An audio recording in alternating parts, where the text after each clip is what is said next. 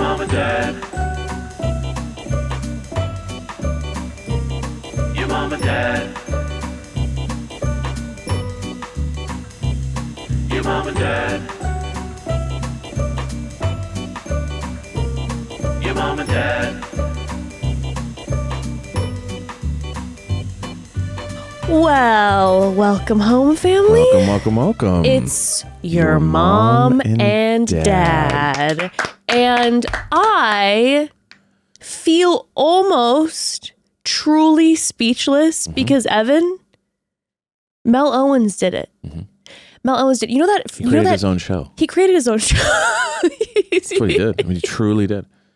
I want to hear. I want to like talk to Chad and Lizzie about this. Yeah, Bachelor. They're such like scientists. Absolutely. That I'm like, are they just annoyed at this, or are they kind of going, actually the greatest player to ever play the game is Mel because he created his own show. He created his own game. He went into an escape room and he said, I'm going to just pull down the walls. Yeah. I'm not going to go about your little clues and hints. You know that expression, family, when an unstoppable force meets an immovable object? Yes. ABC is the unstoppable force and Mel Owens is the immovable object, and he won. Well, I feel like he's the immovable object and ABC was a stoppable force. Well, but typically ABC is an unstoppable That's force. what I'm saying. It's truly changed. They are able to knock over anything in their way, but Mel Owens He took everything in the show as a suggestion. Like literally. He took the entire show and said, I'm looking at this as just a like guideline template. Yes. Not as an actual thing you have to follow. He feels no pressure. You notice no fear. He knows no fear. He knows no shoulds or shouldn'ts. No. There is just Mel's way. There's just Mel. It truly is incredible. I've been, doing a lot of Greek mythology reading these days. I've always loved mythology and been doing a lot of Greek mythology with my books. And I will tell you, Mel Owens is giving Greek god. Of course, we know Mark is our absolute, our Adonis. But they even kind of look like brothers. You know what I mean? They kind of have a similar kind of square. They could be. Mark is just literally crafted by the gods. I'm not saying. I'm just saying, like, look-wise, they have a very, like, maybe Mark, square. Maybe Mark, Kelsey's father, Mark, is crafted by the gods. Mel Owens is giving Greek god in the stories that I read, where it's very much like he's the god. He's giving Zeus. That's what I'm saying. Yeah. Or he's giving Titan, where he's like, I will not do this. And ABC says, but you must. Here, you got to have a ring. And he goes, oh, great. Here's a ring. I'm going to make it a promise ring. You're going to force me. You're going to say, hey, Mel, you got to give her the ring. Maybe behind the scenes, ABC was like, if you don't give her this ring, we're going to charge you an expense. And he said, great. I'm going to make it a promise ring. He comes on this show after saying all he said on a podcast about older women, when this show is literally supposed to be a sweet show about older people finding love. He said all he said. He still gets on the show. He comes on. He barely says a word. He refuses to participate in many of the dates. Yeah. He doesn't ever turn around to look at the woman. He does what he does. He gives a promise ring. He walks away, and he has the audacity that after the final rose, he argues with the woman who walked away from him to try to prove his point. I mean, I have never argued with everybody. He argued with everybody. My favorite though was when he told Jesse. I can't believe it. Because Jesse's like, well, all these women came here to possibly get engaged. Yes. That's how the show goes. And he goes, Jesse, there could have been someone who didn't. He said not all of them. Not all of them. And I said, and he's basically just like basically what he admitted to is from day one. I was never interested in marriage, or like I was just interested in possibly meeting someone. That's what I came here for. He made his own show. Because he would like shame Cindy for like wanting an engagement. Yes, you know what I mean? Like that's what's crazy. Is like he was kind of shaming everyone for like expecting engagement. Like he was kind of like, are you crazy? Like you want an engagement after this? This is stupid. Now, is that crazy? No. We always talk about how wild it is to wild. meet someone, go on 2 dates, sure, hook up with them one time, and then be engaged. But that's the premise of the show. So it's definitely not crazy to feel this way. Yeah. What's crazy is to go on the show feeling this way.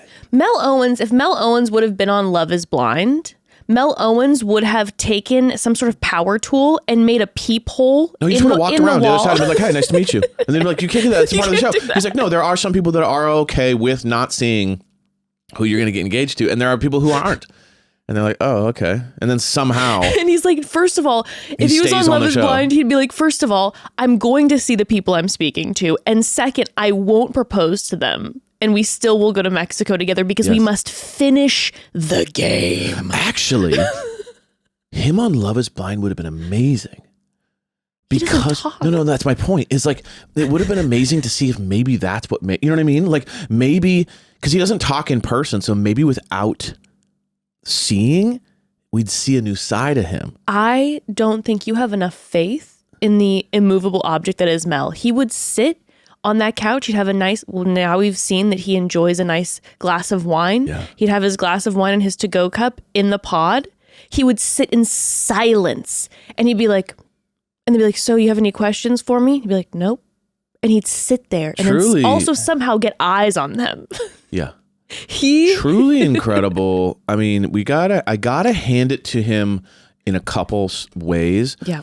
Like I've been annoyed with him since day one. It's like, did he arguably ruin the show? Yes. But is the show over because of him?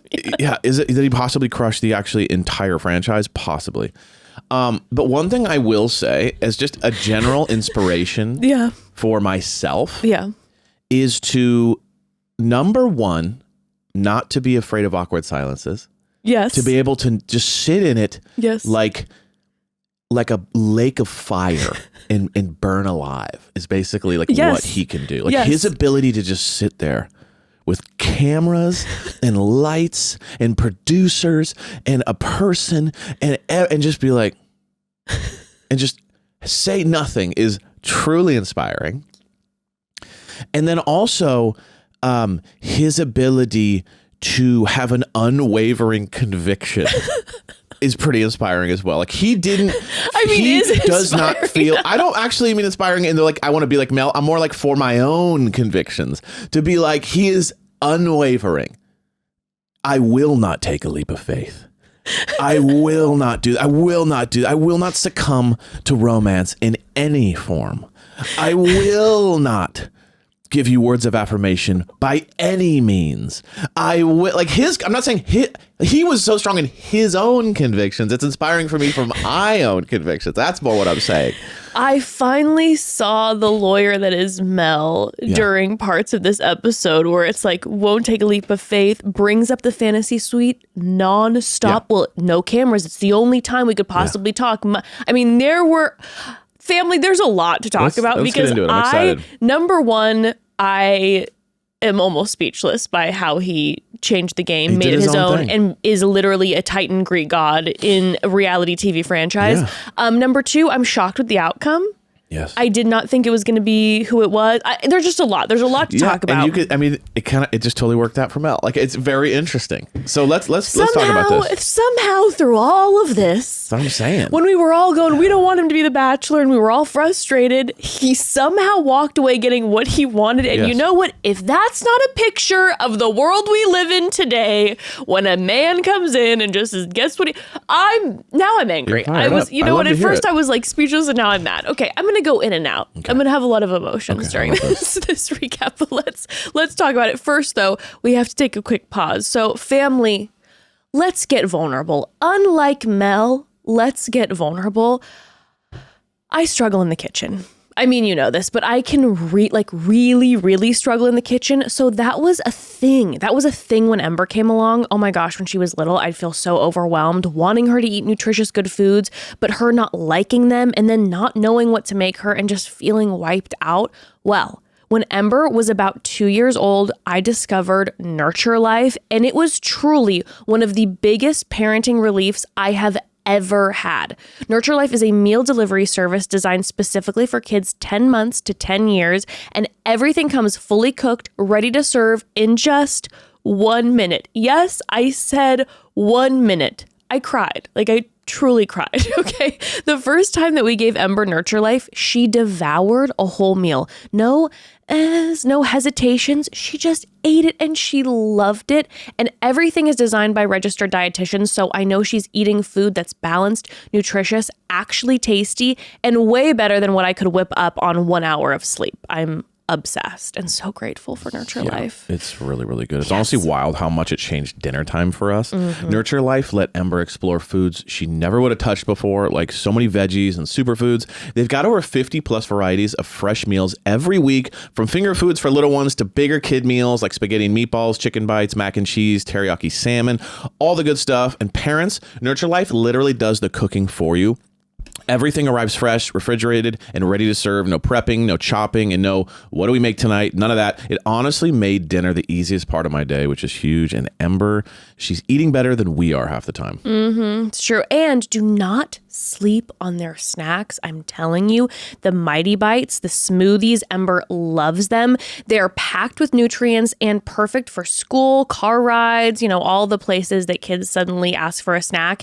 It's just one of those rare parenting wins where your kid is happy, you feel good about what they're eating, and dinner takes 1 minute. Are you kidding me? Blessings. I am so grateful for Nurture Life over the years. Head to nurturelife.com/momdad55 and use code momdad55 for 55% off your first order plus free shipping. That's right, 55% off plus free shipping. Once again, that's nurturelife.com/momdad55 and make sure to use our promo code MOMDAD55. Even if you aren't a parent with young kids, you might have parent friends who are struggling with mealtime. Make sure to share our code so our show gets the credit. Remember, put your little ones first with healthy meals from Nurture Life. Oh, okay, family. Before we get into this finale recap, just a reminder, starting next week, we are covering Love is Blind. Love is blind. And I sure wish Mel, I kind of wish Mel was in the pod. I want to see one episode of him just like speed dating. Somehow he'd get on the actual season of Love is Blind 2 where there's the 30-year-olds and he'd be the one person like in his 60s and he'd figure out how to do it. Yeah, he's like, Peg, maybe you can help. Do you know any young people that you can introduce me to? He's just like, hey, Peg, do you know any producers on Love is Blind? Yeah, I know like, that we're together, but like we're not like together, like, right? You know that we're not together. You know we're not together, like together, my buddy, right? like the other lady that showed up with my sons. Yeah, you was like Diane. I'm collecting older women to counsel me when I have a relationship problem with young women. So do you know of any producers on Love is Blind that could set me up on a season, preferably a season where they don't have as many women in their 30s and more in their older 20s? Yes. That would be great. Even mid 20s, it's fine. I'm willing to do that. I'm willing to do it. I will sacrifice myself for that cause. Yes. But yes, family, we are going to be covering Love is Blind. Is the season over? Yes, it absolutely is. But your father and I love nothing more than starting a season later when you all know what happened and we are going in having no concept. But listen, you never listen to us for spoilers. And we are not TMZ. We are not breaking news. True. You come to us to have a good time with your family, for commentary, all the good stuff. So yes, have you already watched it? Yes. But we're also we're going into a season in the December late end of the year where there's not a lot going on TV wise.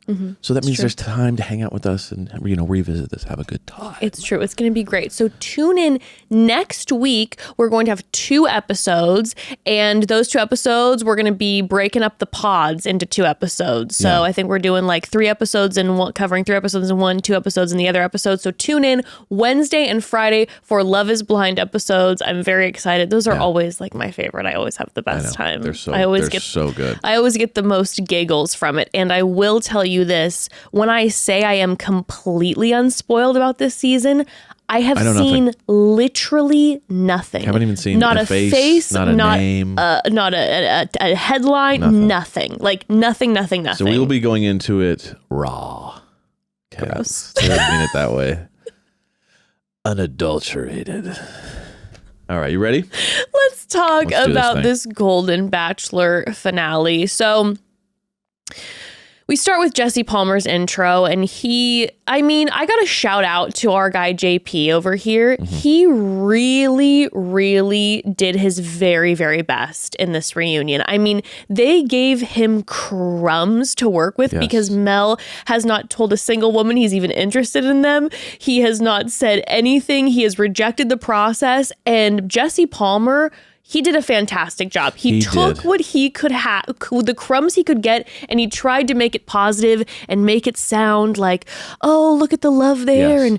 And Mel finally opened up. And he literally started the intro with, Mel has shown us the power of second chances. And I'm like, oh, is that how we're going to craft the whole podcast debacle now? It's like insane. second chances. Second chances is When crazy. your lead was being an ass hat. And then you're like, oh yeah, second chances. Interesting. But I agree. Jesse, round of applause. You did a great job. You kept the energy up. You had your little moments of kind of calling. Now, would I have loved if you called him out a little harder? Yes, on some of these things. Got a little more in the weeds with him? Yes. But that's not your style. And you're a positive, sweet guy. And so you did a good job of having your little moments of kind of questioning him, but then your moments of just kind of like rolling with it. So great job. And also, like, you know, as a host, like a professional host as he is, you can't let the audience see when you hate a lead. Right. And you can tell Mel was like tough to deal with, like across the board. That's the vibe I get. The vibe I get is like everyone felt this way, that like Jesse got crumbs from him. He could barely do anything with him. And then I get the vibe that he just was kind of like that immovable object, and that there wasn't a lot of like love. well, even during some of the bloopers when he was like, yeah, put this in a to-go cup. I don't know. It felt a little bit like, I'm like, these are the producers. They're not like, you know. Right. The producers are used to bossing them around. And He's like, no, you're going to be working silly. for me. Yeah. But Jesse Palmer, I believe in my heart, can't stand him. Like, I really believe that. And so he had to really navigate when he's sitting and having these conversations with Mel, whether it be on After the Final Rose or on this final 2 days in Antigua. And he didn't let it show that he hated him. Yeah, he did a good job. So he just tried to, I think that's where then you are on the borderline of, I wish you would have confronted him a little more too. Yeah. But I think if he would have started to confront him, it would have been a bit of a spiral, because he's like, I already can't stand this guy. Sure. And you know when you can't stand somebody and then you crack the facade and you're like, so what the fuck are now you you're doing? just losing it on them, and they have to like cut your scene because you're yelling. That's what I think is going on. But we have Bachelor Nation in the house. We have Joan and Chalk, who are still together. Yeah. He is as presidential as I recall. You're going to get married. I know it. What? Welcome to the family. Like, he's like the spokesman for the whole. Presidential. It's captain. It's so captain. It's like Captain My Captain energy. You know what I mean? But we are. Well, he can't encroach on the Captain Kim. Yet, to be honest with you, same guy. You know what I mean? Like, you could have swapped them and I would have been like, oh yeah, it's that guy. Like, Captain Kim and Chalk. it's just the same kind of thing. Does that make sense? It's all very like, you know, it's back when people talk like this. It's got that energy where it's just like, hello. Yeah, the transatlantic Welcome kind to of. the family. You know, they both just have that kind of very, you know, present yourself well. Even though I do feel like Chalk is Kim's captain. Captain. I think he's Kim's captain. Yeah, you know what I mean? Kim is Kim still has that vulnerability out there where he's trying to become a musical artist and a composer. A barbershop composer. And Chalk's a little bit like, Kim, get your shit together. Yeah, right. Motivational coach energy. Yeah. But happy for Joan and Chalk that they're still together. I was absolutely befuddled and shocked that they have Gary Turner in the audience. And Teresa was there Teresa. too. So like that was interesting to have them both there. I know, sending love to Teresa, that must have felt very stressful. But GGT was in the audience with fiance, and they have the audacity to like turn to GGT and be like, what's your opinion after he's gone on this campaign against his ex-fiance? I mean, my gosh. But what's interesting to me though is that he kind of said, like, it's nice to have another guy that people hate too. Essentially, right? Because he said, like, it's just nice. He's like, well, you know, you did a great job, but it's just nice to know another guy going through it like me. Like, people don't like you. People hate me. It's nice to have a companion in this hell. That's basically what he said. What a gorgeous club. So then we go back to Cindy's date. Yeah. Obviously, we're picking back up from last episode where we were left on a cliffhanger of like, okay, is Cindy going to stay? Yeah. She had opened up to Mel saying these are her certain thoughts and feelings. And he's like, I reject all of those. And he said, where there's a will, there's a way. She's like, yeah, but is there a will? Like, is this something that you really want? Now, I found it interesting. We didn't talk about this last week, but we see again her say that he never has any questions for her. And that really hit me in a way because it's something that I've obviously noticed the whole time watching it. Yeah. But when she spoke those words, I'm like, oh my God, he never asked a single question. These women were incredible to sit with a man who is sitting in silence and basically like tell the tale of their life and regale him with fun stories. And he sits there asking zero questions. It's incredible. Because he's not interested. Right? Again, it's a part of that movie. He's not going to feign interest. I know. I'm not interested in you. So I won't fake it. I'm interested in how you will suit me. Yeah. That's his energy. Yeah. But also, some people don't ask questions. Like, a lot of people don't. Do you ever, dude, sometimes I'll be like at a school thing for Ember or whatever, and there'll be like parents there and stuff. And I'll be sitting, talking to someone, meeting someone for the first time. I'll ask them 40 questions and they will answer every question. And we'll go back and forth and have a great conversation. And I will realize they never once asked me back any of the questions I asked them. Like, it's pretty interesting. You know what, though? Asking questions. Like, so this, and what do you do? But it did. Oh, that's cool. I saw this the other day. Yeah, you see that movie? Yeah, it was a great movie. And then I just realized the whole time that they know nothing about me, and I know all this stuff about them. Yeah. I've seen that happen many times, me? especially with you, because you know what? You're very good at asking questions. Yeah. When you're in situations where you don't know somebody and you're getting to know someone, or, you know, even like a family dynamic where there's a little bit of a quiet, you are so good at asking questions. It's a special, I think it's a special skill to ask questions. Yeah, but it sucks because all these people just like tell me about themselves, and then I walk away going, that was a fucking one-sided experience. So like, I feel like I'm dating Mel all the time. Your life is I'm over it. I'm not going to ask anyone any questions anymore. I'm just going to walk up and be like this. Just sit.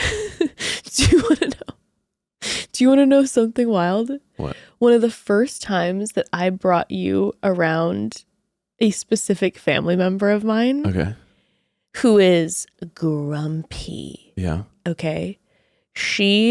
You left. And she was just like, why did he ask me so many questions? Like, she was upset. Whoa, interesting. But you know who it is. And she has a problem with anything anyone ever does. And I remember in that moment, I fell in love with you so much more. The moment being like, here's this younger man who's talking to this older woman. And she's like, why does he have so many questions? That you Is were he the FBI?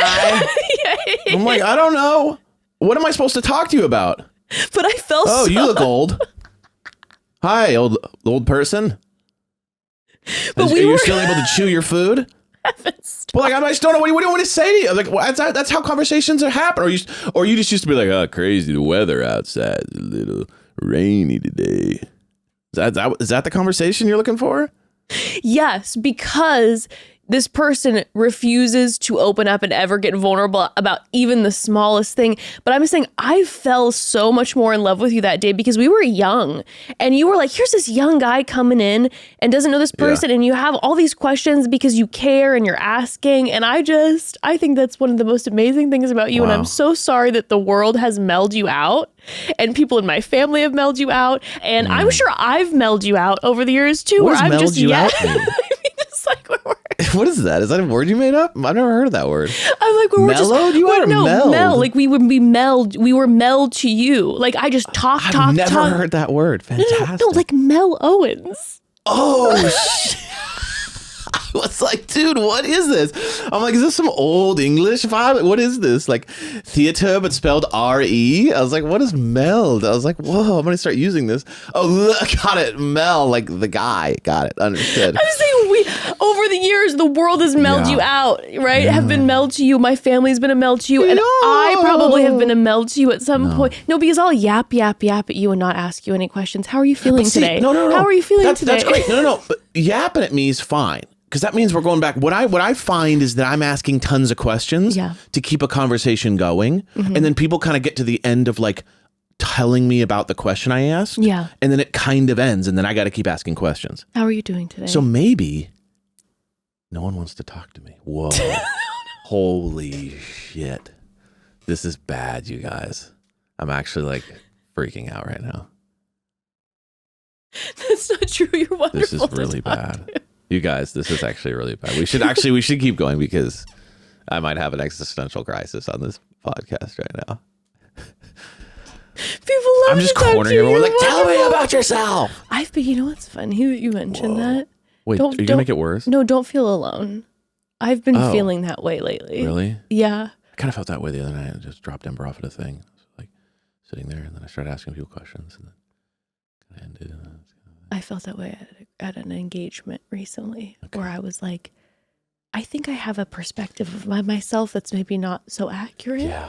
Sometimes I have real winter days and then you think like you're a certain way. And then certain days, like you kind of carry that energy into the next day and then you realize, I don't know. We should move on because I'm so sorry. This is like going to devolve quickly. Sorry. I'm not emotionally or like in a place where I don't think I can handle this. So we should probably just talk about the episode. I think you're fantastic to talk to, and watching you ask all the questions you've asked has always made my heart so warm because I think it's being asked questions by someone you don't want to talk to is brutal. I don't think so. I think because you're just like, dude, can you leave me alone? No, I think people always like to talk about themselves by nature. And I think you're real special because I think it's you don't be my friend.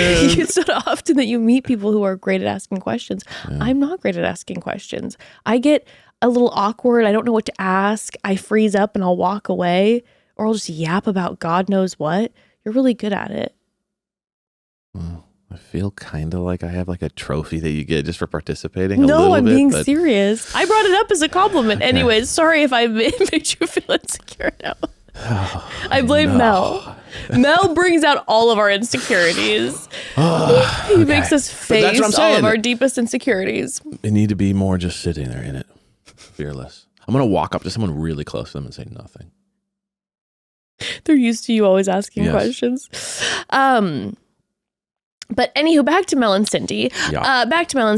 So she is communicating with him that she's like, hey, I've been struggling not shutting down. You're bringing up this other person. You don't have to keep reminding me that there's another person here. I know that you can't say certain things because there's another person here. But what I want to know is like, I want you to be happy. I want all these good things for you. Yeah. But I need you to know that I'm looking for a life partner. Yeah. And he says again, well, it has to develop over time. Mm-hmm. She's like, well, are you ready to propose? And he says, no. He goes, no. It has to develop over time. And then he says, listen, I don't even have to propose because maybe in 2 years, I'm thinking if I'm with you, I'll probably marry her. Like, how romantic. But this is the moment where we hear Mel blatantly say to her that he is not ready to propose. Yeah. Okay. And we've heard her now communicate that she's aware that there's another person here. Mm-hmm. She's not asking him to tell her that he's going to propose to her, Cindy, at the end of this. She's just trying to get a feel. Yeah, this is where the whole episode was kind of just about this discussion. Yeah.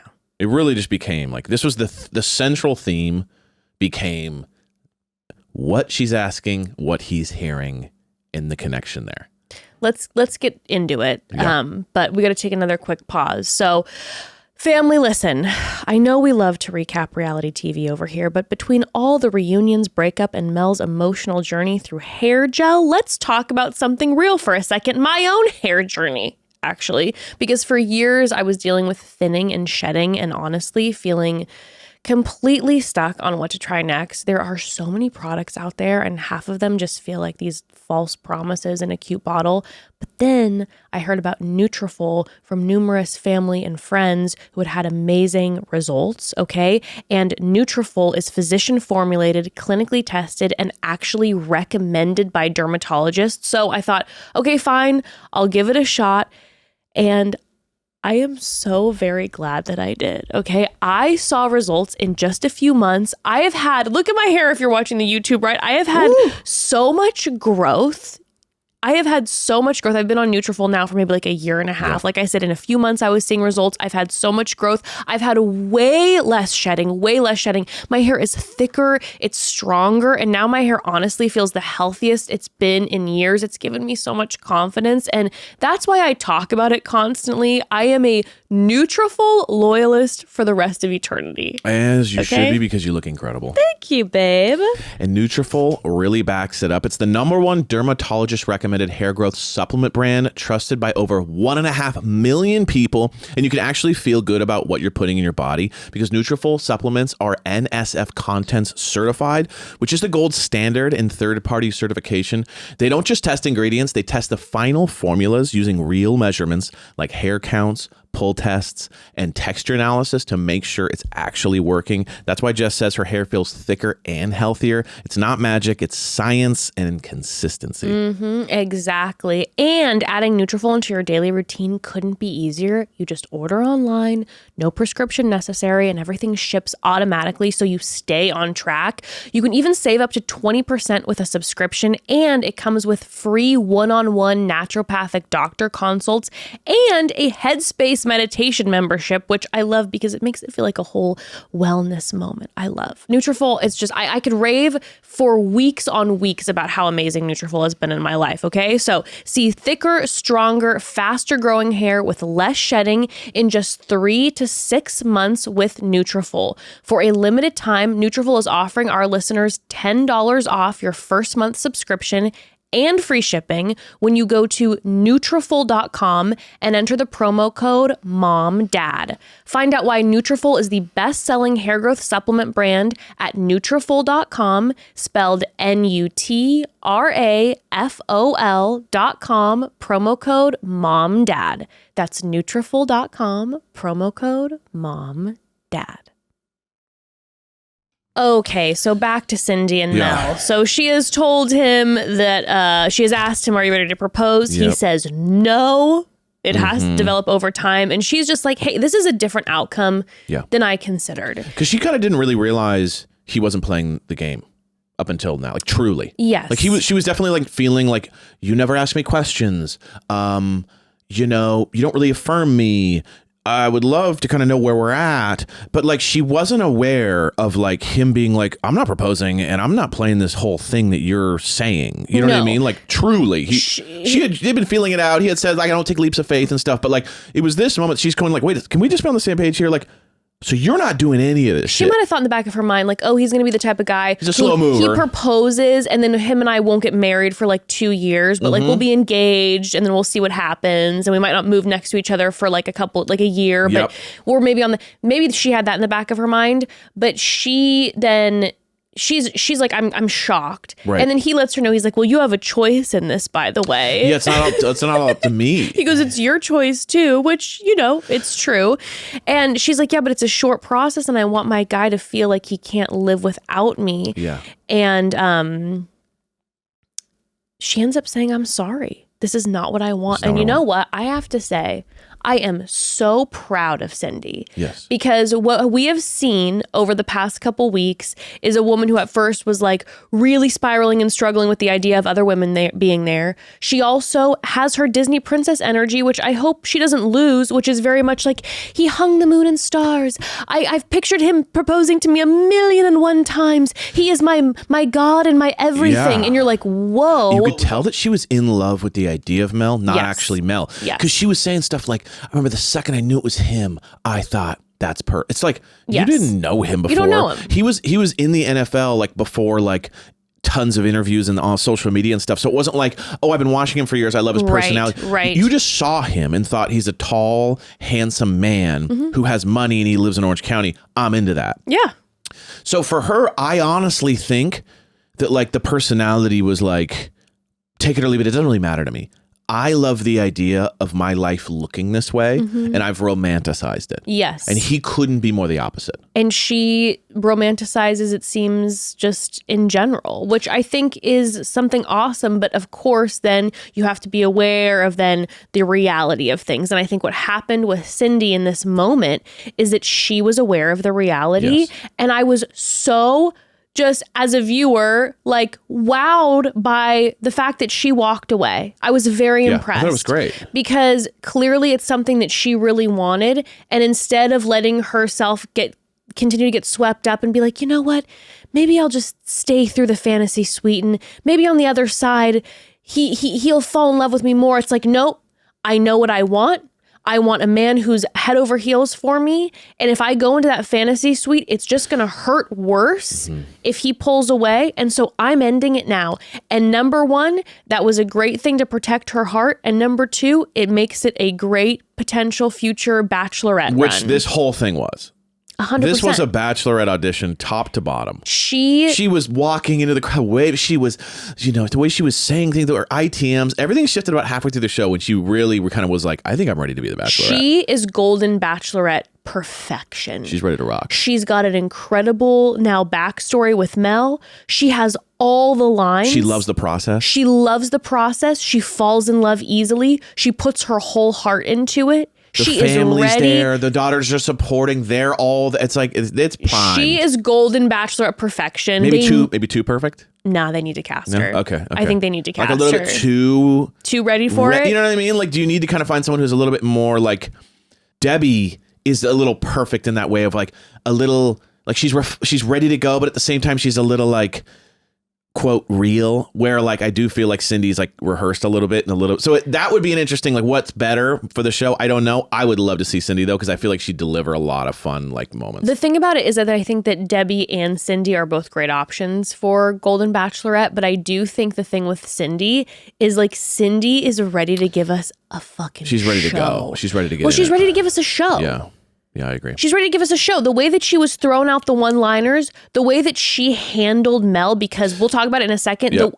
The energy the energy in which Mel came out on stage and came at her, I would have lost my shit. Yeah. She was calm, cool, collected, and then she'd throw a zinger, and the crowd loved it. I think she is the type of bachelorette who'd walk in and would simultaneously be like, oh my God, I know the love of my life is here, and really believe it. Yes. But then would also be like, you're here for the wrong reasons.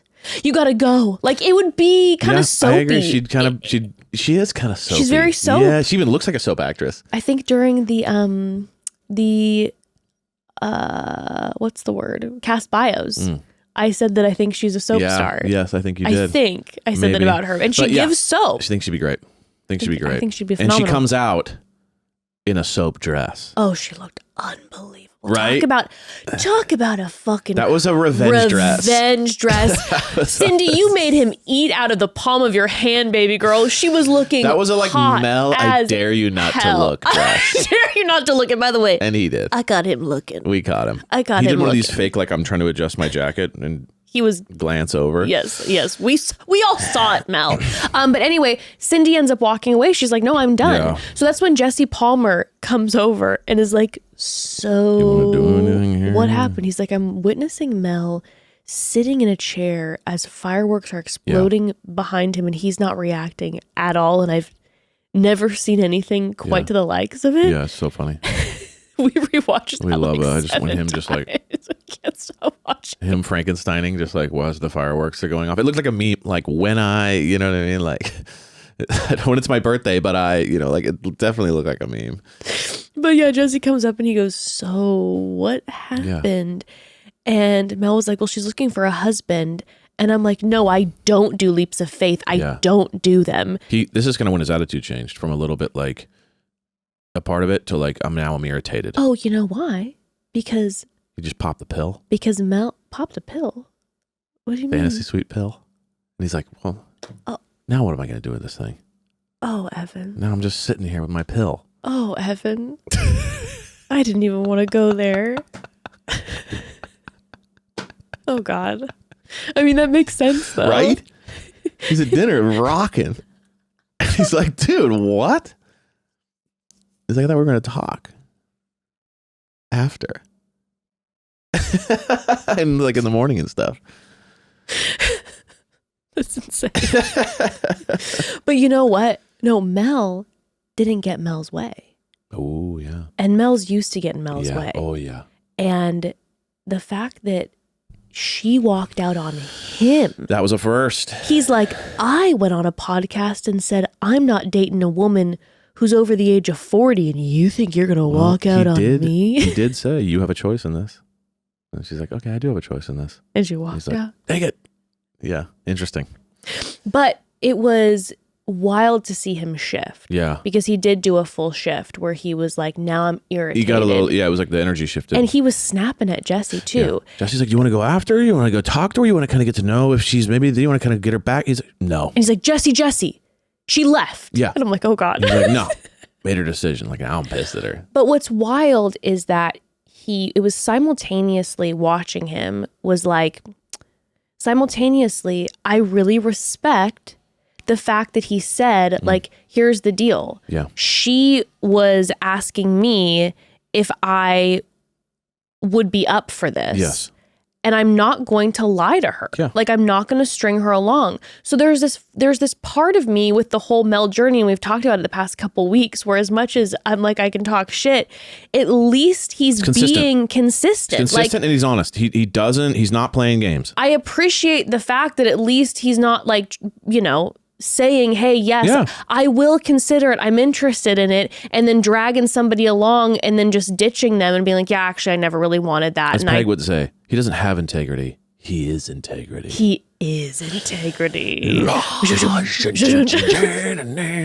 But I really, really respect that. Yeah. And I appreciated that. And I appreciated that he didn't do that with Cindy, that as soon as he saw her starting to pull back, that he didn't do but I could be with you to try to get her in the fantasy suite, which, could be a little slime city. Of course. I appreciated that he didn't do that. Doesn't do that. But then simultaneously on the flip side, he starts doing this thing where he's just like, you got to play the game. Yeah. I tell my sons, you got to play the game. She didn't finish the process. She left the game. Yeah. Like, no. Everything is about football. I handed her the ball and she threw it out of bounds. Like, Mel, this isn't a game. Yeah. Yes, it's reality television, but you're also dealing with somebody's heart, which is why reality television.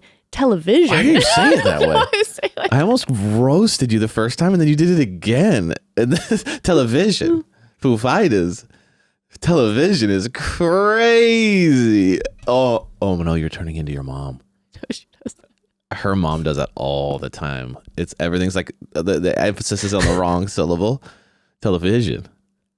He did it twice. That was so funny. Did you do it the second time to like fix it? Yes. Yeah, you did it to fix it and it got worse. And you're like, oh no, it's stuck.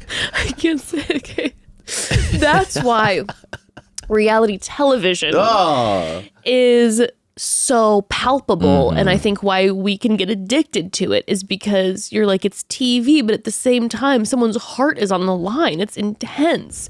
So the fact that he's just going off about how it's a game and she had to see through the game and we were committed to each other to see through the end to the game. And Jesse Palmer's like, Mel, you got to give some affirmation along the way. Like, I don't know, remember her name or something like that. It was interesting. His whole thing, and it kind of bled into the sit down too, was really about like, you left the process early, like the one night was going to make the difference. And and that's where it really kind of boiled down to in my mind, was like the misunderstanding of like, she was like, I just need to know kind of like if you're even open to what I'm looking for. Of course. And he says no. Yes. But then he's thinking, you're just being kind of emotional about this. And if we had more time to talk, you'd realize that we could have an amazing connection and ride off in the sunset together, not engaged, but like, you know what I mean? So I think his thing was like, are you actually wanting an engagement? That's nuts. And she's like, yes. Yeah. And so like, I don't think he could even track with it. No. Like he was like, you're missing the point. You want to get married? And she's like, no, like, just like, let's just go through this process and then we can start dating. And he's like, no, you keep saying engagement, which is scary. Like, if we just have one more night together, you'll see that like we'll be homies. You know, it's like it was a weird like they couldn't bridge the gap. Well, I think it was an example of so basically after Jesse Palmer leaves it at the cliffhanger of he's like, Mel, are you gonna chase after her? The producers tried. They're like, come on, like it's chase clear. after her, Mel. And Mel's like, have you ever seen me run? No. He was not going to go chase after Cindy. Negative. And so when Cindy shows up in the hot seat looking absolutely stunnerina, and then they bring out Mel, what you're talking about is I think you see a clear example of somebody who has made a decision in their mind and will not hear someone out. Yeah. Like we saw Mel refuse to hear out Cindy. Yeah. Like he refused to hear her out in that initial conversation in Antigua because he wasn't actually listening to what she was saying. It was just a perfect example of somebody who is just only intaking what they're deciding to hear. And so you see him then after when he talks to Peg, when he talks to his son and his friend Diane about Cindy. It gets worse each time almost. He literally he's like, recaps and then she pushed me against a wall and threatened to end my life if I didn't propose to her. And you're like, Mel, that's not what she said. Yeah. And he keeps hitting it home. Like, she wants to get, he would keep saying stuff like, and she was saying, I want to get married and I'm just not willing to do that. And it was like, no. It's definitely not the case. And also, she even made it clear, I'm not looking to even get married or like, the years, that's fine. I just want to know like where you're at, how serious you are about this thing. And he took that as like, I'm here to meet a lady, like a dating service, and start dating her tomorrow, like when we're out of this. It's Millionaire Matchmaker. You kept saying that. She's like, this is not the show for that. And that's just truly, he couldn't fathom. I know. He almost thought like you're like desperate and like crazy. Like that's insane. He couldn't even it's like he never watched the show. He doesn't understand what we're even talking about. I think that specifically with him, a lot of it though was refusal to see anyone else's perspective. Yeah. Because if he would have really just listened to what she had to say, he could have heard that she was not saying, because the way that he translated it over and over again was he kept going back to there's another woman. Yeah. And she's like, he kept then saying to other people that basically Cindy was like, hey, I need you to tell me right now that you choose me and that you're going to propose to me at the end of this and marry me. And that's 100% not what she said. She 100% said, hey, I just want to know, she even said, I know there's another person here, but I just want to know just overall, are you in a space where you feel open and ready to get engaged? And he said no. It had nothing to do with her. And then she just said, well, hey, listen, at the end of the day, I'm looking for a forever situation. And so we're not on the same page. So I don't want to get my heart broken. So I'm leaving before I get more committed and more involved in this. And then we end up in a place where I'm hurt. Mm-hmm. And I literally could not believe the audacity that this man had on stage with her. She was the epitome of elegance up there. Yeah. The epitome of just hearing him and being like, okay, I hear you out. When he first came out too, she was being very playful. She's like, I know my sexy shoes and yours and da-da-da. She's like, well, I kind of want to hear from you. And this man would not let her have her moment. He would not let her have her moment. Mm-mm. And she just kept saying, I understand what you're saying. I understand we have different perspectives. And there were numerous moments where she even tried to let it go and be like, let's move on with the conversation. And he'd be like, but the fantasy suites. Yeah. Yeah. Over and over, he kept saying, if you would have gone to the fantasy suites, there are no cameras and we would have had the opportunity to talk, but you gave up on the game. It's almost like he was going to sell it. He was almost like, you gave up before I could give you my pitch. Yeah. To my company. And it was like, I'm going to pitch you on this whole thing. And then by the end, you're going to get it. And what's wild is it's like, you had weeks of opportunity, Mel, to speak to her. What do you think these dates are? Well, I think he kept harping though on the no cameras, no microphones, no cameras, no microphones. So I really think it's like I have a business. I'm an attorney. Yeah. I am a public figure because I played in the NFL. I don't want to tarnish my name. I'm not going to say, I already did the damage on the podcast. Mm-hmm. I'm not going to say anything in this show that's going to make me look bad. So once we're in the suite, we can talk for real. I honestly think that's what it was. No, I agree. I mean, he threw out a comment to her where he was like, first comes love. He's like, let me break it down for you, He's like, Cindy. you know the most famous saying of all time that you definitely know? Let me repeat it back to you like you've never heard it. He goes, let's be honest. First comes love, then comes marriage. Right. And I'm like, do not speak to her in that way. It was very patronizing. Do not speak to her in that way. And the man would not shut up about the fantasy suites. It's almost like he had figured out a way in his brain that he was like, I'm going to make myself not look bad. Yeah. And my nugget is going to be that if she would have stuck in, the fantasy suites would have done it. That'll save me from more public scrutiny by saying it was her fault. Yeah, she left before and she wasn't true to her word. She didn't stay in the game. Everything would have changed in the fantasy suites. And what's so funny is that at the end of the day, when she walks away from this looking just like a 10. Yeah. When she said to Jesse Palmer, when Jesse Palmer was like, why did you leave? And she goes, I don't need to convince a man to love me. That's her bachelorette line. Make her the 100%. Bachelorette. I mean, that is it. Everybody applauded. It was so stunning. But the fact that Mel is saying to her over and over again, if you would have stuck in the fantasy suites, you and I could have had that moment. Well, guess what? Cindy walked away. And did Mel propose to anyone? No. No. I don't think he was like, if we have the moment in the thing, we're going to propose. I think it was like, I'm going to convince you don't need a proposal. But Cindy was right. Yeah. She knew he wasn't going to get where she made the right call. She knew that he was, regardless of fantasy suite or not, she knew that he wasn't going to get where she needed him to be. Agreed. And he didn't get there, even when there was just one person left. And so she walked away being like, yeah, I made the right choice. And here you are on national television. And every time I try to steer the conversation to be like, you know what, let's make peace. And you keep going, well, Cindy, you're the one who left. And if you wouldn't, it was relentless. And she handled it like an absolute goddess. Yeah, big time. Big time. He made himself look bad, in my opinion, during that after the final rose with Cindy. He was losing control a little bit. I felt like, because I respect the fact that he didn't make promises that he didn't keep, if he would have stuck to that in AFR and been like, I didn't want to drag you along and lie to you, that would have been a much more powerful thing than pointing the finger at her somehow and trying to make her feel bad for something that it's like, what? I agree. I just couldn't even believe it. Okay. Family, we got to take it. We got to take another quick pause. Sorry. I've been ranting now for like 20 minutes straight, but I was just shocked. I was really shocked. 100%. Let's take another quick pause though, family. So this episode is sponsored by BetterHelp. Can we talk about how the sun is now setting at 4:15 p.m.?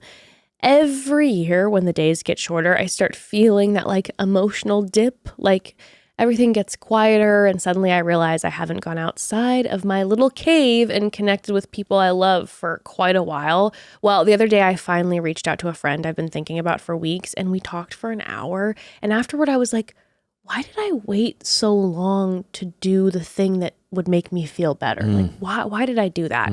And that's exactly what BetterHelp is encouraging this month. Take a moment to reach out, whether it's a friend, a family member, or even to a therapist, because feeling supported really does make these darker days feel lighter. Yeah, and BetterHelp makes it easy to take that step for yourself. They do the initial matching for you based on your goals and preferences, so you don't have to stress about finding the right fit. And if you want to switch, you can. There's over 30,000 therapists.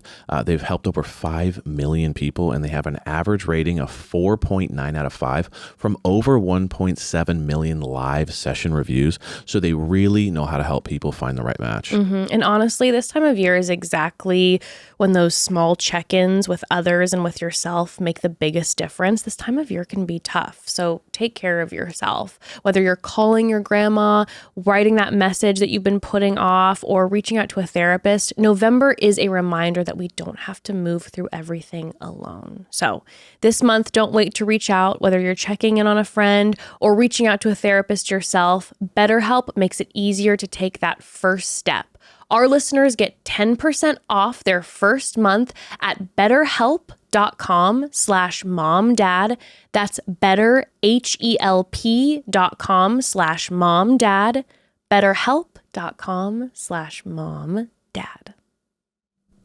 So yeah, Cindy and Mel wrapped. I mean, a few other things just to mention quickly. At one point, he said to her, "You didn't finish the game. What you wanted was a proposal." Mm-hmm. That was so rude, and the irony of being like, "Sir, you're the Golden Bachelor." Mm-hmm. Again, not realizing what this show is and being like, you just wanted a proposal. It's like, no, that's not what she said to you. And then he even said later, he's like, you wanted a commitment, but there was another person here. You wanted a commitment before the journey. And she's like, no, that's not what I said. Do not try to flip those words on me and say that I wanted a commitment beforehand. Did Cindy want the big romantic journey? Of course she did, but she wasn't expecting Mel, and she never put the pressure on Mel to say like, hey, there's still a few women here. Tell me now that it's me and that you will get engaged to me. She never did anything like that. She was just trying to get. I think he vibe. really truly felt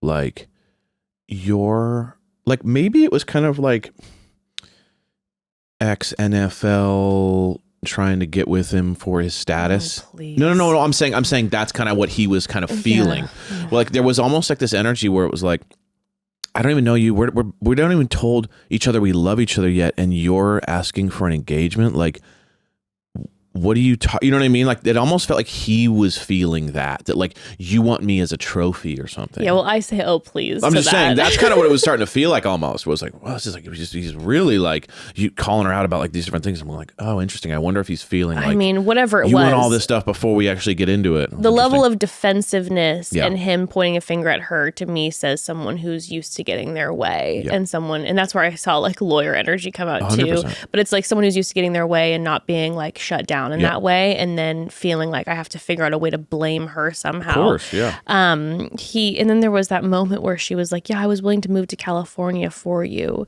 And he was like, yeah, well, not interested in that. That didn't interest me. He said something like that. I was like, what? Yeah. That's how he wrapped her. I mean, he was just really not on the same page with her. It was rude. Couldn't be farther. It was rude. But Cindy tells Jesse that her heart is open, wide open and ready. She gives Jesse a little wink. And he says she's the embodiment of class. And that was a master class on becoming the next Golden Bachelorette. Really felt like it. She just all the comments of how she was just like, I'm looking for this like, we could have had a magical fantasy story together, and Mel was just looking for a comic book, something quick. I mean, she had all the lines. Nicole, watch. You know what I mean? Watch that masterclass. I know, no Nicole. Offense, whatever you did is the opposite. It's not what it did not turn out well. Then we see back in Antigua, and Peg and Mel sit down. He shows up and he's like, hey, you know what? I need to tell you something. And I want you to know how I feel about you, and it's not going to change how I feel about you, or this doesn't change how I feel about you. And the way he was, by the way, leading up to it, he's like, Cindy and I had our date, and she's like looking at him. He was definitely leading, like he was about to say that he's choosing Cindy and that Peg is gone. Definitely had that energy where he's just like, promise me, you know how I feel about you, and it doesn't change. It doesn't change. Right. And he lets her know that Cindy was asking him a bunch of questions, and that she said that she wants a commitment to a proposal, which is not what she said, but that's how he communicated it. And then he's like, I was honest with her, and she left before overnights. Yeah. And, you know, what I do appreciate is that what he said in ITMs is he's like, I don't want Peg to think that she is like kind of the default choice. Yeah. So I do then, once he said that, I was able to kind of understand what he meant when he was saying, this doesn't change how I feel about you. Because at first I was like, what is where's he going? saying right now? But she's now processing that, and she's kind of like, okay, like, what do I do here? What do I do? What type of questions was Cindy asking? Is Cindy seeing something I didn't see? How do I feel about it? I do have to say, Peg stood up for Cindy in that conversation, and I thought that was very cool. Yeah. And he goes, I want you and I to get to the end of this together. It's his game analogy. He's like, we have to finish we need the to get game. To the end zone. I'm just saying. He could have done that. Would have been better. It would have been good. But the obsession is getting to the end. Yeah. Accomplishment. Getting to the end together. And she's like, okay. So then she meets the family the next day. Yeah. And she meets his 2 sons, Andre and Lucas. The broskies. Do the broskies? The absolute, to be honest with you though, like no, I mean, they're kind of like hockey guys. Are they giving hockey? They're total hockey guys. They're not like Orange County guys, even though they all live there. They're like hockey guys. That's what hockey guys are like. They're like, oh, it's crazy. You know what I mean? Just kind of. They were just giving heavy frat energy. Just frat boy vibes. Just kind of chill. Oh, cool, man. I mean, I'm not exactly hockey guys, but like if they were Canadian, it would have been hockey vibes. I just was I was cackling when they sat down with Peg. The way that the double man spread that went on. The man spread. They were spreading the med as spread, far. They were competing because they were on the same couch together. So it was like, who can spread the farthest? It was like, who wins? But this is Peg's world. I mean, Peg she's around all the firefighters all the time. Peg is a firefighter who does bomb, you know what I mean, dismantlings. It's like, this is not.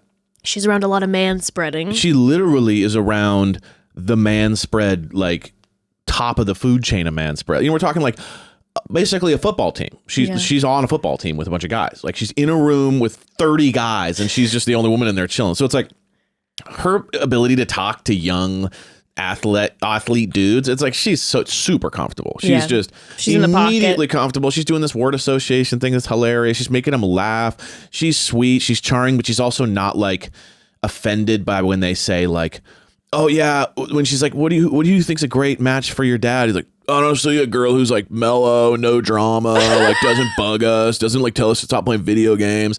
And she laughs it off. She loves it. Like, you know what I mean? Like she's built for this interaction. Yeah, like for me, for instance. And most people would be super weird and offended by that, kind of being like, oh, that's kind of a red flag. No, I'm just saying, me walking into this, for instance, like I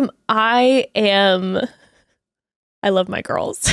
Sorry guys, but I'm like, if someone has like, you know, a whole crew of daughters, I'd be like, oh, let's do this thing. Right. I get you. I don't know how to interact with 2 like athletes who are like, so no drama, right? I'd be like, so sports, huh? No, I'd have nothing to say. Yeah. And Peg definitely, you know, this is where she shoots the shit. She lives in this. Well, these boys immediately really like her a lot. Yeah, they love her. They're right away. They're like, this is sweet. Look at her. She's one of the boys. She's no drama. Yeah. And I'm just like, you don't know what you're missing out on with some of us girls.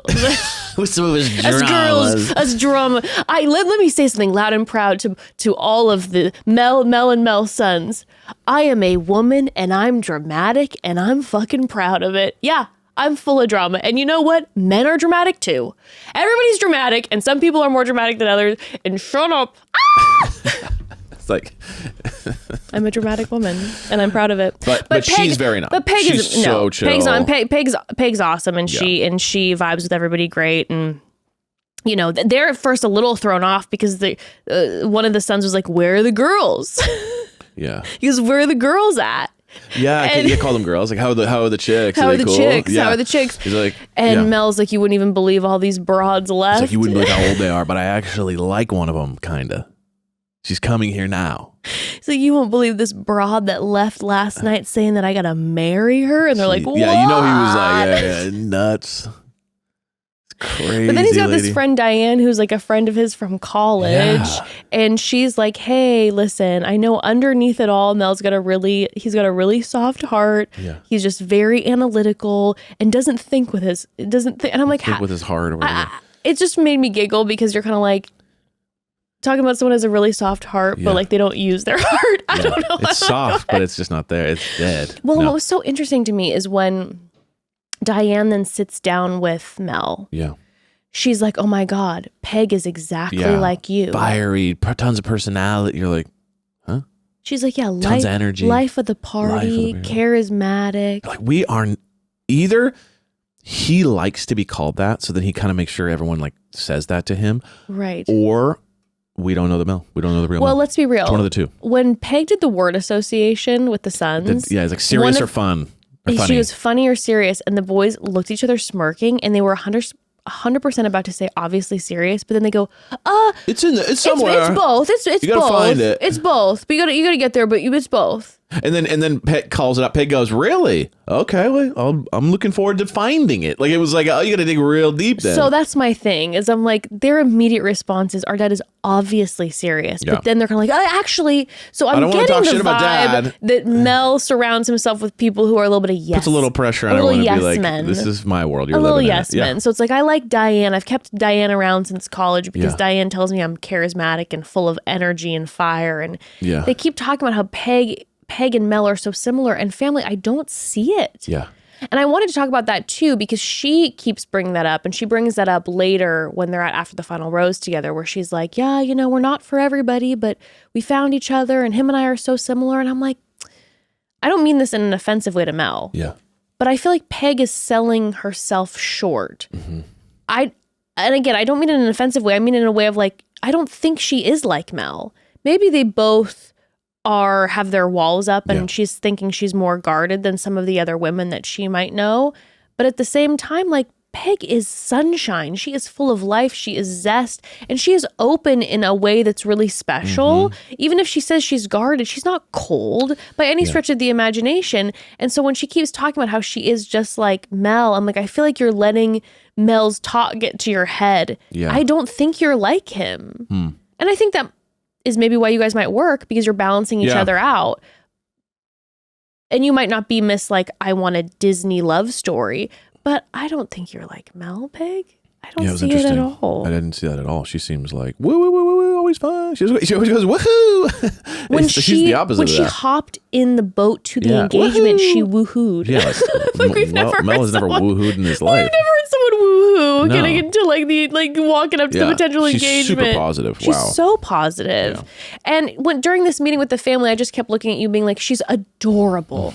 She's so electric and sunshiny, such an amazing energy. She's the type of person who, man, if she would have showed up, if my dad would show up with a woman like her, I'd be like, wow, feel really lucky. Oh, she's like legendary mother-in-law status. She's you know what I mean? She's got that, like, oh my God. Like, now what I was giggling about, and we'll talk about this moment later, but the idea of Dakota and Mel's sons made me giggle because Dakota is not into Mel at all. No, you could tell this is not ideal. And frat boy sons. Oh, they do not. Them and Dakota, like, you couldn't be farther. Dakota is like giving me, like, reads a lot of interesting, smart books. Yeah. Likes museums. Enjoys museums. Loves a good conversation. Likes and to these guys are feminist literature. And this guy's like, what? These guys are like, what? And I'm like, that's not. We like women that are no drama. This is not. Yeah. This is not. Like, it. you know, when Dakota saw We Want a Woman Who's Low Drama, it took a lot of, like, self-control to not, like, fly off. Or maybe she did fly off, but it definitely, like, her. She's just sitting there just like, yeah, okay. you know, it was like, okay. Versus not a vibe. if Cindy would have walked in with her three. Now, obviously, Dakota's stunning. Yeah. But Cindy's three daughters have that certain. That look that those frat ready boys. Ready for Hollywood. Ready for Hollywood. You know, if Cindy would have walked in with her three daughters, that those boys would have been like, so we're just going to be step siblings, right? Like, honestly, there's no blood connection, so that's chill, right? Which one do you want, bro? They'd be like, bro, Christmas. The first thing they say is, which one do you want? Bro, Christmas is going to be off the charts, dude, bro. Christmas is going to be sick. Is it weird if I date my stepsister?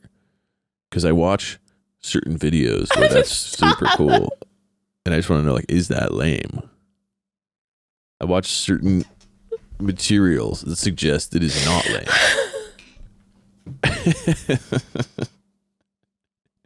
I just couldn't stop picturing. I couldn't stop picturing that meeting in my head. Yeah, I'd be like, should you have chose Cindy, Dad? I know Peg's so chill, but, like, should we reconsider this? Or is there like a reunion vibe we could get going? Like, can we all be friends and do like a cookout? Well, I think the drama would have been, if he would have chosen Cindy, Mel would have been after those daughters too, because they're more in his age range. Well, there's three of them. So you're good. Shout out to everybody. We love everybody. Shout out. This is a bit. It's a podcast. Having fun. We love everybody. But listen, it went really well. Yeah, it went as well as could be expected. Yeah. Diane loved Peg. The boys loved Peg. And what I do have to say is watching Mel with Peg, and when we saw at the very, very beginning of the episode, we saw the little rewind of their overnight together. Yeah. Now with watching it with different eyes, he does sparkle with Peg in a different way. He smiles on a whole different level. And to be honest with you too, well, let's talk about it in a sec. But but I'm just saying he's beaming. He was beaming the entire time with Peg. He really was. Beaming. And I did not think he was going to choose Peg because I thought Peg in her fireplaceness was going to all of a sudden like hunker down in a different way, that he was like, oh, it's too serious. And Cindy wants passion and I want passion. So I wasn't maybe seeing it in the right way. And I was wrong. I thought it was going to be Cindy at the end of this for sure. I thought it was going to be Cindy at the end. But now rewatching those scenes, I was like, he does sparkle with Peg. 100%. He's always just big smile, not saying a lot. No. But lets her just be kind of the sunshine. And she's got a lot of energy and she's fun. Yeah. Okay. Let's keep talking about this, but we got to take one more quick pause. So family, I need to take a pause and tell you what happened the other day because it sent me into a spiral. So I get this text from my mom saying she's trying to send someone money for a craft class deposit, and the app she was using kept glitching. And immediately I'm like, craft class? With who? And why does this sound like the beginning of a scam Netflix documentary? So I'm like, Mom, stop, okay? Use Cash App, please. Because genuinely, I use Cash App for everything. Sending money, receiving money, paying friends back for a cheese board I absolutely did not eat half of. I ate all of it. And it's an app. It's simple, it's fast, and honestly, it just feels safe. And you know your girl over here struggles with technology. I can barely update my phone without someone supervising me, but Cash App is the one app that does not stress me out. The setup took me like a minute, and every time I use it, no hoops, no chaos, no mystery steps that make me question my life choices. It's amazing. Yeah, Cash App is honestly the only payment app that doesn't make me feel like my money's about to disappear into the void. And Jess's mom's situation wasn't even surprising. This kind of thing happens all the time. What I love about Cash App is that it actually looks out for you. You get the Cash App card. You not only get the perks like early access to nationwide concert pre-sales and discounts on brands people actually use, but you also get that built-in card security. You can literally lock or unlock your card from your phone with one tap, and if any suspicious transactions pop up, Cash App automatically declines it and immediately sends you a heads up. Plus, they've got 24/7 fraud monitoring running behind the scenes, so your balance is protected even if you lose your phone or someone tries to get sneaky. It's like having a tiny digital security guard who never sleeps. I trust it completely. Exactly. It feels like Cash App is the one adult in the room, which frankly I need. Let me just say this. If you've been hesitating to switch, or if you're like my friend who keeps saying, I'll get Cash App eventually, babe, today is the day. It's just easy. It's secure. It's fast. It takes the stress out of sending money so you can get back to doing literally anything else. And for a limited time, new Cash App customers can actually earn a little bonus for getting started. So let me tell you the details. For a limited time, new Cash App customers can earn $10 if they use code SECURE10 in their profile at signup and send $5 to a friend within 14 days. Terms apply. Cash App is a financial services platform, not a bank. Banking services provided by Cash App's bank partners. Prepaid debit cards issued by Sutton Bank, member FDIC. Discounts and promotions provided by Cash App, a Block Inc. brand. Visit cash.app/legal/podcast for full disclosures. Okay, so we then have the final day, which, by the way, they never had a final evening together, which is wild. I mean, maybe they did and we didn't see it, but like the lead always has like final evening moments with the final two. And he just has a final one and they just... Because they realized, they're like, we don't need it. There's no point. They're like, this guy is saying he refuses to take a leap of faith and refuses to get engaged. I don't do leaps of faith. You know that production was scrambling behind the scenes. Yeah. Like, what are we going to do with this season? You know that they were tripping. Yeah. They were tripping, trying to figure out what they could, what angle a whole island set up. They could spin. By the way, that island was insane. Oh, so gorgeous. So beautiful. Well, listen, Peg, dressed like the sunshine that she is. She looks so beautiful in that dress, meets Mel out. He takes a little boat out to that little island, almost falls out of the boat. Yeah. I was Well, he like jumped, and it was like, dude, a man in his 60s, like with that size. Yeah. That's just a knee shredder 6000. Scared me. Like, blows them both out. I literally gasped.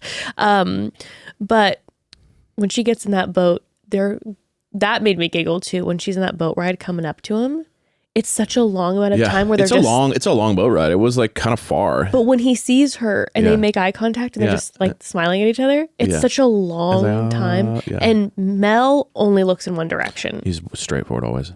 I was noting this during this episode when he's on the boat. He never checks the horizons. Never. He looks one direction. So if he's looking at you, you are getting fully stared down. It's a distraction if you look to the left or the right. True. Toward your goal. But again, like when he walks away from the women, he never turns back around. He only has one direction, and that's forward. That's the key to success. That's the key. Forward. Onward. He says in the ITMs, he's like, I mean, I love her. I love being around her. Yeah, I love her. I mean, her dress is beautiful. Like, I also love shrimp. You know what I mean? That's what I'm saying is like, he definitely like did a couple love panic. There was a couple like, this will make room for love. Well, she goes first, and her speech is so beautiful. She's really, it's very eloquent. It's stunning. It's like, hey, you opened my heart in a way, and it was just, it was stunning. It was like, and I also understood too, where it's like, yeah, she's in a position too, where she's like, I'm not looking to get engaged and get married tomorrow. I'm a guarded person. I'm a slow burn. And so I think she felt safe in that space with him, truly. Yeah, and they make sense together in that way. She's like, hey, I need a slow burn. I don't want to feel the pressure. I don't feel the pressure with you. I like spending time with you. You've opened my heart up again. And I think maybe his very slow movingness makes her feel safe to also slowly move. So I think for Peg, it works. Yep. But then he goes and he's like, I learned listening and loving along this journey. He's like, yeah, I had to listen to all you women yap a whole lot. I learned how to listen. I don't normally like to listen to women speak. Oh my God. But then he pulls out a ring and I screamed. I screamed like, at first. Whoa. And I'm like, excuse me, what? We're doing a full 180 from like, I'm not proposing to I'm pulling out a ring. And he pulls out this ring and he says, this ring represents our commitment of love to give us time to figure out together what our future holds. It's like a reservation. So I came up with a couple alternative names. For? Soft gagement. Uh-huh. Pre-gagement. Pre-gagement. Fun-gagement. Oh. Or tri-gagement. I like tri-gagement. Tri-gagement. Let's see if we can try to think about getting engaged at some point. Yeah. It was a masterclass in rebranding. It was just like, all right, well, hold on. We could take all the same ingredients. Yeah. And just change the wording a little bit. And now this is a tri-gagement ring where it's just basically we're friends who have hooked up and we're going to see if this friendship will turn into something more.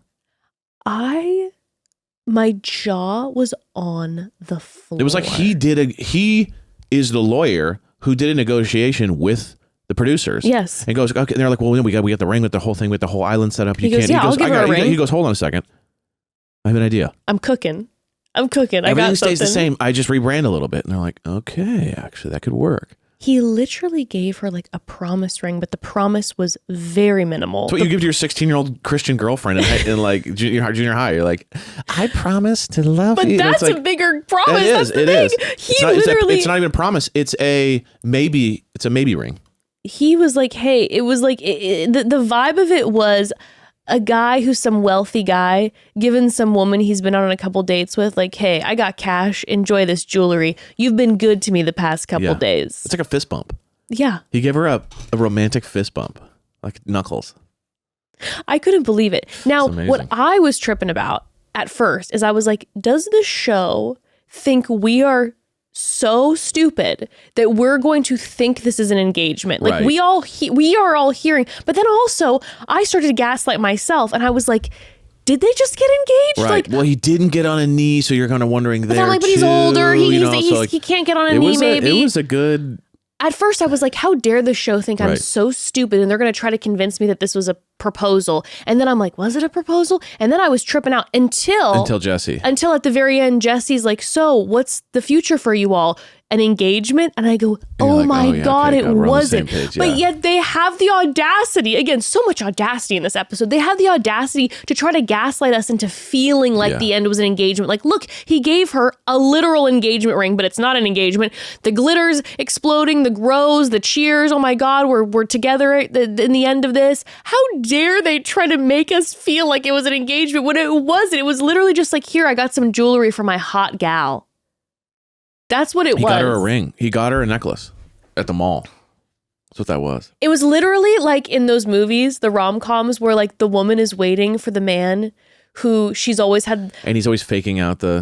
No, but he's the guy that she's always yearned for, yeah. but they just hook up. Yeah. And then one day it's Christmas and he opens up the jewelry box and she thinks that like he's finally making a commitment to her. And he's like, here's this tennis bracelet because like you were such a great lay the last time. Like, that's what You're that shit basically is. kind of like the holidays, what you're describing. Yeah, it's a holiday. It's all the Yeah, rom-coms. yeah. But he doesn't even, he gives her lingerie though in the holiday, I think. Oh, You just right. never see it. Right. But that's the energy Yeah, of it. yeah, He gave 100%. her sparkly lingerie. Mhm. He's like, may this be a promise. And honestly, I'm not going to lie to you. I think Peg rocked his world in the fantasy suite. I think so too. But it was what I want to take away from this whole thing is that like Peg was on the same page. I know. Like when the friend and everybody asked like, do you love him? She's like, I could see myself getting there. Yeah. So like at the end of the day, like they're very much like she wasn't ready to get engaged. No. She didn't buy this whole process. She was kind of on her own vibe too. Yeah. She wasn't in love. She was basically in the same spot. She even said like, I don't know if he can keep up with me. Like you could tell she had her doubts about him. You could tell that like if he was ready to get actually engaged, she might have actually had a problem with that. I agree. So yeah. as much as all the whatever, like the back and forth and like he was correct when he told Jesse, not everyone's ready for an engagement. He was actually correct. There was one. I do and it think was Peg. I do think Peg would have gotten engaged though. Okay, maybe, but I'm just saying like she's made a comment but about Peg it. didn't even say I love him. She's like, maybe I could get there. True. So it's like, it's not like she was saying, I love him, but I understand he's not ready. She was like, I don't know if I love him. I don't love him yet. We'll see. Can you believe It's like, he we was right. had a finale episode where the lead leaves with the final contestant, gives them a ring, and they don't say, I love you. Not only that, they didn't even say I'm falling for you. They didn't even say I'm falling for you. That is, again, historical. So Months later- like it or not, this season was historical, like by a mile. Months later, on the reunion, they finally confess that they love They each both other. say that they're in love with each other. Most people, months later. most people hop on the reunion and say, we have a date for the wedding. Or we're moving in. Or we're moving in, moving or to we the same already state. moved in, Yeah. or whatever. These guys go, I'm willing to confess that I like this person more than I did last time. It's incredible. And Jesse's like- they're the older people. You would think that like the young ones who are still trying to kind of maybe play the field would be like, no, the older people went, whoa, easy. That's this what is made me moving giggle. fast. That's what made me giggle when he was just like, maybe in 2 years. Yeah, and Peg's right there with him. And Cindy's like, 2 years? She's like, what? I'm in my golden years. What Yeah, are you talking about? Maybe in 2 years you might propose Which is what a young to me. person, would say, maybe 2 years till proposal, then 2 years to marriage. Well, again, Maybe Peg and Mel just will never get married, which is kind of their vibe maybe. Yeah. Maybe they're both kind of like, we're good. We don't need to go through all that again. Yeah. We'll just be connected. I could totally actually see that. them still living in their own homes in different states 100%. and having kind of a long distance Or like maybe relationship. moving close, or even moving together, but that's it. Or like, I don't know, but I completely agree. They're both so chill, so independent, so in their own vibe. I could totally see them just like 20-year relationship. I just think it's so funny though, because the difference is with Peg is Peg's like, hey, I'm a slow burn. I'm okay maybe not doing this or doing that, versus Mel's like, no. We're going to have to develop this. It's like, well, if you're historically your one love was 20 when you were 40. Yeah. And it took him a while to get married to her apparently, which again, when did they start dating? Anyway, just something to think about. But like then the maturing the maturity didn't happen where he's like, he gets to a certain age where he's like, yeah, you know, now that I'm same. older, I understand like, oh, I know what I want quickly. It's like, no. Because I don't know. I agree. It's like you're I don't think he's interested in all that low drama. Him and his sons agree. But Peg was working. I mean, they're working out together in the backyard. You know, it's giving very like. Well, even besties, not, you know. Even when Jesse said it is giving, it's giving like best friends, which is maybe what they both want. Who enjoy a hookup. Which is maybe what they both want. Yeah. Because some people aren't looking for the like opposites attract thing. Some people are like, actually, I kind of just want me. But I don't think that she is. No, but I'm saying like energetically or like interest wise or whatever. I don't know. I'm saying they both keep saying they're the same, so I don't know. I don't know. The whole thing is kind of confusing me. Like part of me gets it because I'm like, yeah, part of me is like, yeah, Peg, but also part of me is like, is this what she wants? Did she want an engagement? Is she wanting more of a fireplace? But she's like, this is what she feels like she deserves. She's dealing kind of with Mel. I don't know. I don't know. I'm feeling very confused because even then when Jesse was like, so what are your guys' plans? And it was like, well, we're going to go to Vegas, then we're going to go to Super Bowl. And it's a little bit like, okay, like, but like, are you going to get to like, Mel, are you going to get to know her more and fall more deeply in love with her? Or are you question, just, I don't know. We'll see. I don't know, dude. We shall see. And I also felt too like, bless Peg, but it felt too like she felt like she had to defend Mel. For sure. After the final rose. Yep. And he still was being Mel and kind of just sitting in it. Yeah. I don't know. No, I mean, listen, I'm not going to judge their relationship because that's their thing, but I will say it was a different vibe. It's a different vibe, but Peg, maybe that's what she wants, and maybe she's on the same boat where it's like, I just want something casual and chill too, and we love each other now, and maybe this thing will slowly grow. I don't know. Yeah, I don't know. Maybe there are two people who kind of jumped on the show and they're like not show people. You know what I mean? That's also possible too, that like she's kind of like not down for the speed of everything too. I don't know. I sure don't know, but I hope as long as she's happy, that's what I care about. I hope that Peg is happy. Now, did I have the internal desire that after Cindy left, when then Mel talked to Peg, I was hoping that Peg would be like, well, I'm out of here too. And then ultimately we have the Bachelor who started saying like, I want younger women, that like walks away and none of the women are there. Right. That would have felt like karmically versus like karmically it felt like he kind of got everything he wanted. Kind of did. So that was a little bit of an internal process for me. But I hope that Peg's happy. Yeah, that's what we really care about. I really do. And I hope that Cindy gets her opportunity to be Golden Bachelorette. I hope that Mel did not stomp this franchise into the ground because of the ratings and him just Cindy, deciding bring it back. that he was just going to do it he did it his way. Oh, now, what a fantastic song to kind of wrap up this season. Remember Jack, when Jack on the Golden Bachelorette would leave, he sang, I did it my way. There you go. It was beautiful. But you know what also made me feel like the franchise is like kind of done, the Golden Bachelor franchise?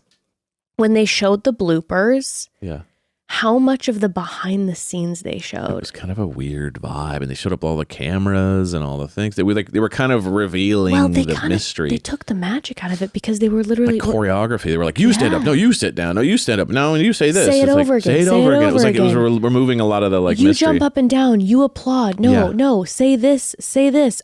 It like really took me out. Doing a mini documentary, and on the it made side. Me feel like, oh, this is all completely staged. Like it felt so staged that them pulling the curtain. Like, why did you do that?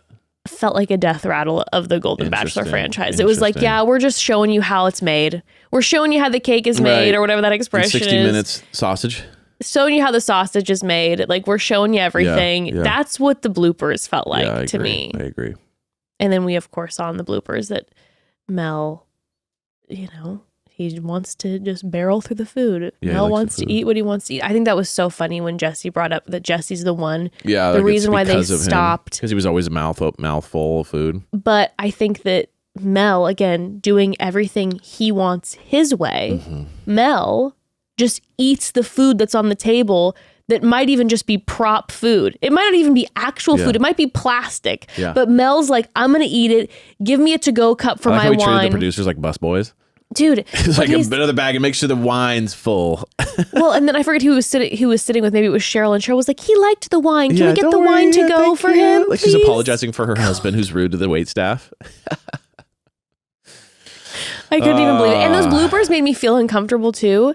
And it felt like all that they could show was that behind the scenes and people like quote unquote messing up lines because it didn't feel like there was joy in the season. Yeah. So, normally the bloopers, it's like, oh, we're giggly, we're funny. I remember the last Golden Bachelor bloopers with all the ladies. It was like really funny and joyous. This felt tight and awkward. And agreed.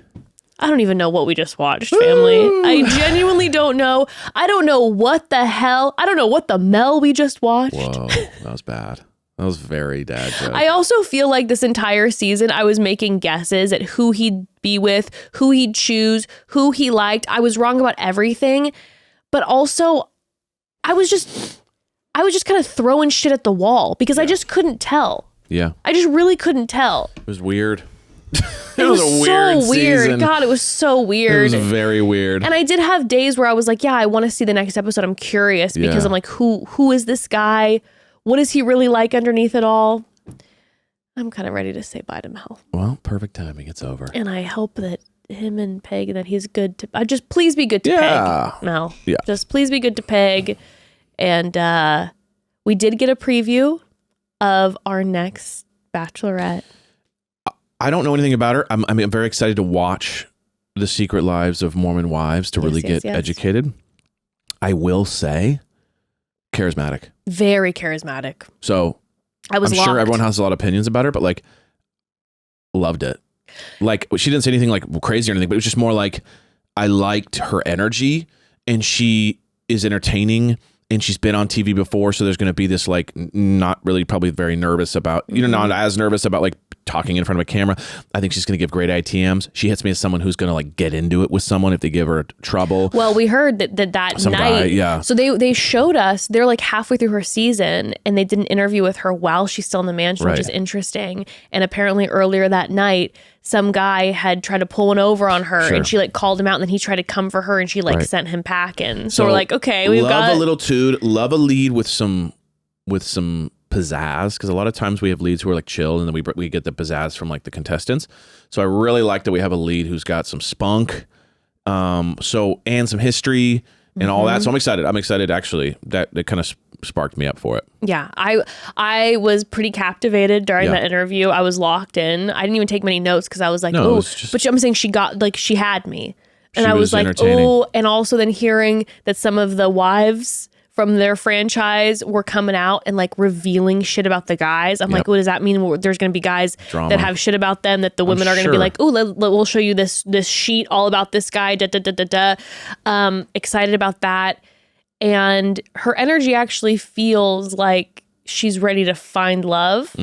Like she is like down for the process. Yeah, I agree. So it's going to be interesting. And you and I both looked at each other after and we're like, wow, in 2 minutes, we know more about her. And she said more words. And feel more invested than a whole season with Mel. She said more words than Mel did the entire season. Yeah. No question about it. So I'm like... So she's going to be entertaining. She's going to be entertaining. Yeah, she's going to be great. Whatever you feel about this, her being the Bachelorette or... It'll be interesting to have watched her during this interview with no context from me. Yeah. And then watch the season and then me having a whole new opinion of her maybe. Yeah. And then go in. It'll be interesting. So family, as you know, the next couple weeks we're going to be doing Love is Blind. Yeah. And then the holidays are going to hit. Mm-hmm. And once the new year starts, like we mentioned before, if you didn't know, we're going to start diving into at some point all the seasons of The Secret Lives of Mormon Wives. I know one's airing right now, but we're going to do it closer because Taylor Frankie Paul's season of The Bachelorette doesn't start until like March 22nd. Yeah. And so we're going to start going through season 1, 2, and 3 of Secret Lives of Mormon Wives leading up to TFP to get to know her better. Also, starting in the new year, we've got a new season of Traitors with an interesting cast. So that'll be at the top of the year. We've got a lot of stuff. I've worked with one of the cast members. You have worked with one of the cast members. We'll chit chat about that. Yeah. That'll be very, very fun. That'll be fun. But I can't wait. The start of the year, we're going to have some fun stuff coming up. Yeah. But yeah, what a season. Love you all. Family, thank you for joining us on this weird ride. It was like a weird kind of like nightmare ride. You know what I mean? Like one of those weird like I'm excited to talk about Toad's Wild Adventure or something. You know what's that one? That's like a little weird. Mr. Toad's Wild Toads. Ride. It was kind of a Mr. Toad's. It was a Mr. You're kind of Toad's like, at this Disneyland. is kind of interesting. And at the end, they take you to hell on the ride. It was kind of Mr. Mel's Wild Adventure is what we did. I'll be real. Like this whole season, I'm excited to talk about Love is Blind because I feel like I'm going to snap. A little palate cleanser. Well, I also feel like I'm going to snap into love. But also analyzing. I feel like I just kind of said random shit this whole Mel season because I didn't even understand what I was feeling. Agreed. We were kind of trying to figure out what's happening. I was like, I don't even know what's happening. I'm creating our making own guesses. world. I feel like my analysis was off. Yeah. I'm ready to like get back into like actually getting into it. Really getting I agree. Well, Mel, goodbye. It was fantastic. Kind of not really medium. And we will see you next week. Yes. We will see you on Wednesday for Love is Blind, baby. Wow. All Bye, right. family. Love Bye, you all. family. Love you.